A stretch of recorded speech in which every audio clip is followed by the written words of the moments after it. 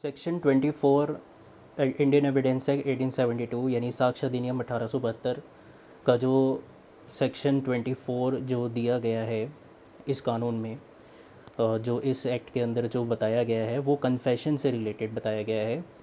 तो जो कन्फेशन है वो किस नेचर का कन्फेशन है वो प्रूफ करना होता है सेक्शन 24 के अंदर।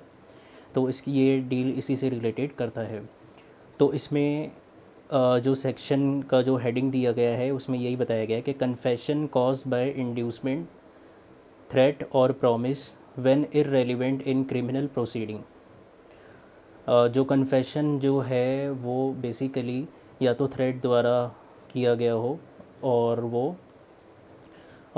वो कन्फेशन नहीं माना जाएगा, वो इररेलेवेंट माना जाएगा। और बेसिकली इसमें जो अगेंस्ट द एक्यूज जो होगा वो नहीं माना जाएगा। तो इसमें ये डील कन्फेशन जो है इससे रिलेटेड करता है। और इसमें कन्फेशन जो है वो थ्रेट बेस पे नहीं होना चाहिए। और जैसे कि कन्फेशन की जो डेफिनेशन है वो इसमें जो सेक्शन में बताई गई है इंडियन एविडेंस एक्ट 1872 में, जो डेफिनेशन है वो ये कहती है the word confession appear for the time in section 24 of the Indian evidence act 1872. This section comes under the heading of the admission.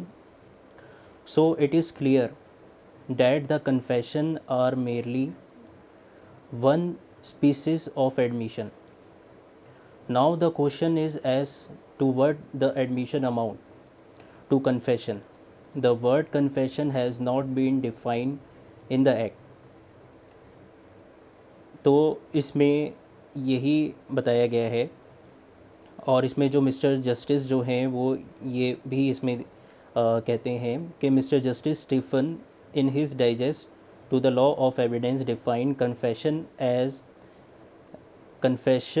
Is an admission made at any time by the person charged with a crime stating or suggesting the inference that he committed that crime.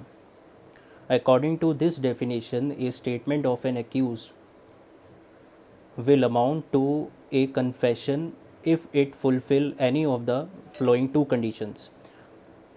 The first condition is that if he states that he committed the crime he is charged with, or the second condition is that if he makes a statement by which he does not clearly admit the guilt, yet from the statement some inference may be drawn that he might have committed the crime.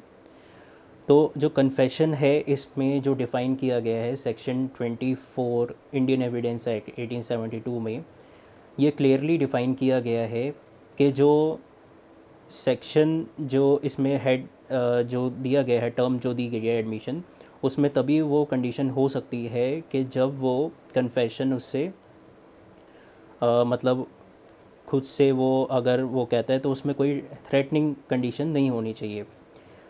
तो खुद से guilt होना चाहिए, ये clear होना चाहिए उसमें। और जिसमें अगर क्लियर नहीं होता तो वो कन्फेशन डिनाई किया जा सकता है। और दूसरा इसमें ये भी बताया गया है कि कन्फेशन टू बी वॉलंटरली। तो इसमें ये कहते हैं कि where a confession is made by a person before a report was made to the police and before he was accused of an offence by others, the confession must be regarded as one made by an accused within the meaning of this section. A confession, if voluntary and truthfully made, is an efficacious proof of guilt. It is an important piece of evidence, and therefore it would be the necessary to examine whether or not the confession made by the appellant was voluntary, true or trustworthy. A confession is voluntary and free from any pressure can be accepted.